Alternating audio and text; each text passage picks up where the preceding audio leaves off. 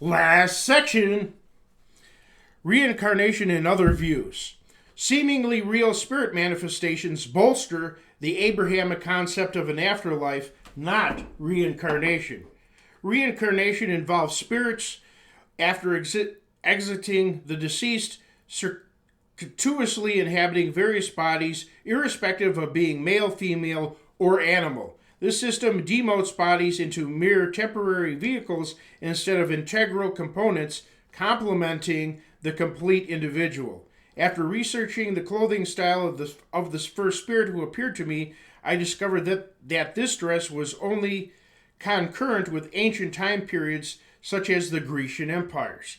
This demonstrated that spirit's affixation to an ancient period and the importance of her former body, instead of body hopping throughout history as reincarnation proponents assert.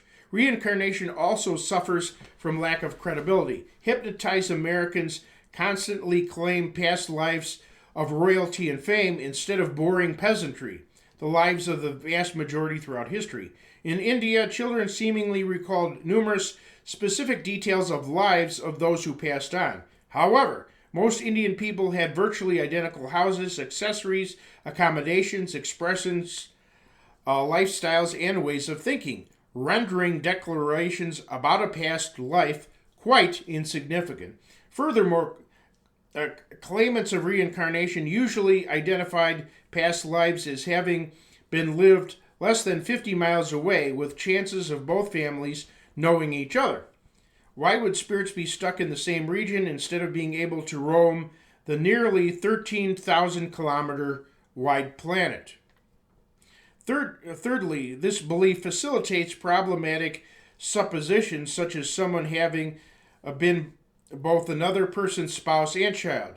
This idea that your body is not you contradicts the idea that your body amalgamated with your spirit is you, the Christian belief, affecting various attitudes toward our present life. For example, along with reincarnation, often comes the idea that bad circumstances result from one's misdeeds in a past life. Therefore, people tend not to help the downtrodden so as not to interfere with karma. This contrasts with Christ's message that the downtrodden may be especially blessed, yet we're also obligated to help them. Despite these problems, I would still entertain the notion of reincarnation, a la one of my favorite television series, Drop Dead Diva. As in the show, I would expect many adults to have died, their spirit transferred into another adult who just died. Then we would have heavy testimony by those people, their friends, and families that those people's memories, personalities, and abilities were altogether removed and completely replaced by entirely new personalities, memories, and talents. Then we would have documentation. You never have that. Why not? If reincarnation proponents postulate that human spirits can inhabit the widest variety of different animals and human infants, regardless of sex or race. Notably, spirits' supposed avoidance of transferring into adult humans protects the reincarnation idea from being proven false. However, this construct smacks of the fallacy of unfalsifiability, a popular tactic to conceal facts. So, taking all considerations together, reincarnation is false beyond a reasonable doubt. Reincarnation is thoroughly refuted in book form.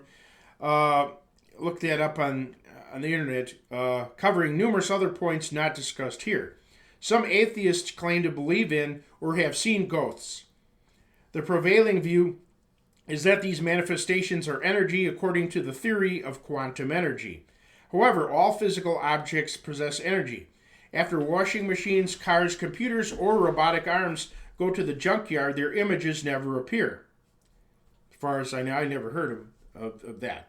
And according to eyewitnesses, full body manifestations of people seemed unenlightened or confused, yet unlike movie portrayals, very much unlike movie ghosts, they do not jump in front of moving cars and cause accidents, disrupt work, and are always fully clothed. Evidently, manifestations are systematically regulated by a higher being.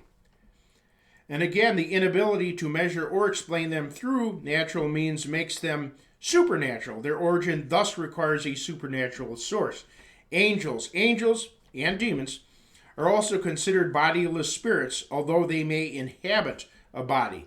Though belief in angels is integral to several religions, including mine, modern angelic manifestations are unsubstantiated. So-called angels basically fall into two camps: people who unexpectedly appear in a crisis and quickly leave, and those who are obviously supernatural, akin to ghosts. Since neither group identifies themselves as angels, assuming they are angels is presumptuous. Besides, angels are supposed to have superhuman power, which these cases don't demonstrate.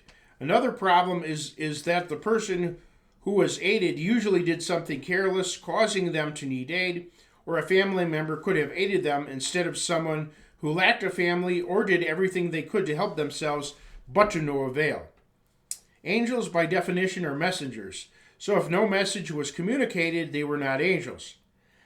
The conspicuous absence of angel manifestations in modern times may be due to people's tendency to worship angels. Maybe to prevent that, angels are scarce. Concerning guardian angels, where are they when millions of people are starving to death, catching terrible diseases, enduring lives of slavery, getting limbs blown off by bombs, being sold into prostitution, and are so depressed that they're suicidal?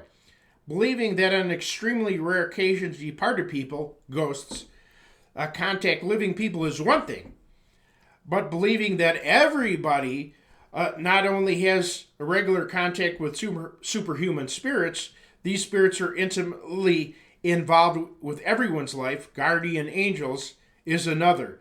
Let's cut the idyllic thinking, which becomes an excuse not to help people, and take responsibility to help our kinsfolk as best we can. Conclusion: traditional worldviews never focused on ghosts of departed people. This is because they are overwhelmingly overshadowed by the magnificence of the great Holy Ghost. Manifest spirits simply point to God. Though believers walk by faith, not by sight, a little sight can sure help. This dissertation should inspire faith in the supernatural and, moreover, in the Father of spirits. Hebrews 12:9, as Hebrews 12:9 says, God Himself. Take care.